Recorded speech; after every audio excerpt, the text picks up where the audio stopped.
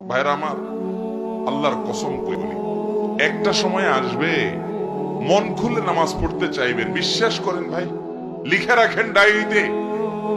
আপনাকে যদি আল্লাহ হায়াতে বাঁচিয়ে রাখেন, যুবক ভাইয়েরা, তরুণ ভাইয়েরা, একটা বয়স আসবে মনে চাইবে একটু রবকে মন খুলে সেজদা দেই, একটু লম্বা করে রুকু করি। পারবেন না, অসুস্থ হয়ে যাবেন, রোগ বালায় ধরে ফেলবে। বাবারে, সে সময় আসবে না?